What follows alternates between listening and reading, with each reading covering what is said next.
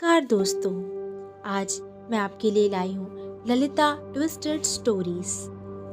ये कहानी कोई कहानी नहीं, ना कोई बनावट, मेरे असल जीवन की जिंदगी में महसूस और अनुभव किया गया एक किरदार है।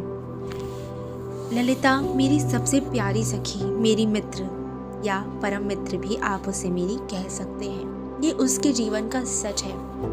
उसकी कहानी बाकी सबकी कहानियों से बिल्कुल अलग है, ना बहुत अच्छी और ना ही बहुत बुरी। दोनों का संतुलन बनाए रखना प्रकृति ने ठान लिया था। ललिता का जीवन काली भक्त होते हुए भी कष्टमय तो था, लेकिन उसे बाद में जो शक्ति, ऊर्जा और निडरता का एहसास हुआ, वो कोई साधारण बात नहीं थी। ललिता जन्म से ही जिसे कलंक की सिद्धि मिली, आगे जाकर कैसे वो सबकी लाडली और सौभाग्यशील होने का उसे वरदान मिला, ये उसकी कहानी है। चलिए शुरू करते हैं ललिता के जीवन की बारीकी से क्या क्या कहानियां रही हैं। शुरू करते हैं। ललिता का पूरा जीवन अंधकार से भरने की कगार पर आ चुका था जब उसे ये पता चला कि उसके पिता उसे हाथ में लेकर शोक मनाया करते जब उसका जन्म हुआ। उस रात, काली अमावस की रात, सोमवार का दिन, सोमवती अमावस्या, पिता पोपट भाऊ का शोक कि बेटी हुई है, उन्होंने उसे हाथ में लिया और शोक मनाया कि तूने आखिर क्यों जन्म लिया।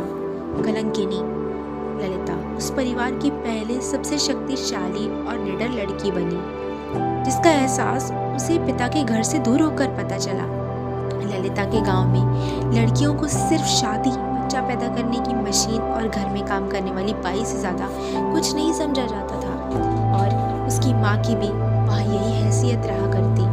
पोपट भाऊ और ललिता की माँ के बीच कुछ भी ना बनने पर और पोपट भाऊ द्वारा उन दोनों पर, माँ बेटी पर अत्याचार सबसे ज्यादा बढ़ जाने पर पीड़ित होकर भागमती ने ये निर्णय लिया कि अब वो उसके साथ नहीं रहेगी। अपनी बेटी और अपने छोटे बेटे, जो कि 1 साल का था, उसे लेकर उसने अलग होने का निर्णय ले लिया।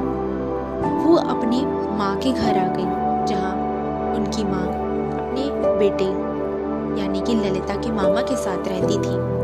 आगे कहानियों में आपको पता चलेगा कि उनका अलग होना कितना ज़रूरी था, और शायद वो ना होता तो क्या क्या भयंकर हो सकता था। अब आपको लग रहा होगा कि ललिता कोई संस्कारी सफल बच्ची बनी आगे जाकर, पर नहीं। ललिता ने इन सबसे कुछ ऊपर ही पाया अपने जीवन में। उसकी कहानी उससे भी अलग रची गई है कुदरत के द्वारा, जो किसी ने नहीं सुनी होगी, सोची होगी।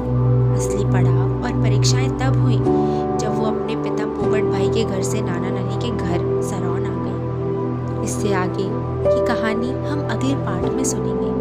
अगर आप पहली बार इस चैनल पर हैं तो ललिता के लिए और उसकी दोस्त ललिता की दोस्त के लिए सब्सक्राइब ज़रूर करें और आगे की कहानियाँ पूरी तरीके से सुनें।